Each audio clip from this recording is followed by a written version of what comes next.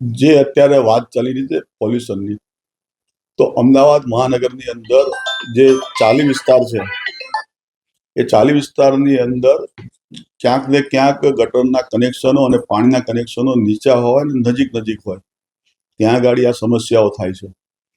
દરેક જગ્યાએ લગભગ જે ચાલીઓ છે ત્યાં આગળ સૂચનાઓ આપી છે, ગટર લાઈન અને પાણીની લાઈન અલગ અલગ કરવી.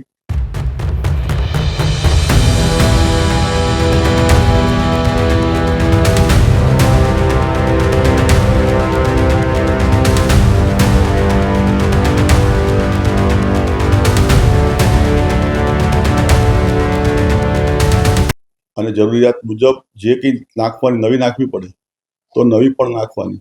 અત્યારે મધ્ય ઝોનમાં બી ચાલી વિસ્તાર, અસારવાની અંદર, જમાલપુરની અંદર આ બધી જગ્યાએ છે, ત્યાં ગાડીના ટેન્ડરો કરેલા છે. અને બધી જગ્યાએ લગભગ જ્યાં ચાલીઓ છે અને જ્યાં સમસ્યા વારંવાર પ્રદૂષણ આવવાની છે, ત્યાં ગાડી આપણે નક્કી કરેલું છે કે બધી જગ્યાએ પાણીની અને ગટરની લાઈનો બદલી નાખવી અને લોકોને પ્રદૂષણ મુક્ત પાણી મળે, પોલ્યુશન મુક્ત પાણી મળે એવી વ્યવસ્થા સત્વરે ગોઠવવી એવી સૂચના આપી છે.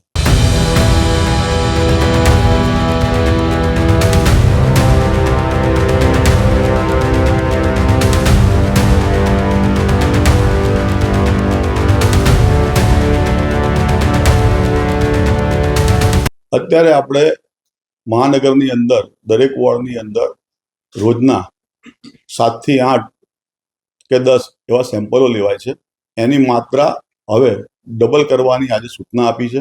અને ડબલ કરીને અને એની જે રિપોર્ટો આવે એનું ક્લોરીન તરત જ ખબર પડતી હોય છે. એટલે ક્લોરીનનો રિપોર્ટો એ શું આવ્યા અને ના આવ્યા, એ ફેલ ગયા તો એના રિપોર્ટો લેબની અંદર મોકલીને સત્વરે એના રિપોર્ટ મળે કમિટીને એવી આજે સૂચના આપવામાં આવી છે. કમિટીની અંદર આજે પ્રદૂષિત પાણીઓને લઈને કેવી ચર્ચા આવી? કારણ કે જે રીતે ગાંધીનગરની અંદર ટાઇફોઇડના કેસ વધ્યા છે તેને ધ્યાનમાં રાખીને શું ચર્ચા થઈ અમદાવાદ મહાનગર માટે?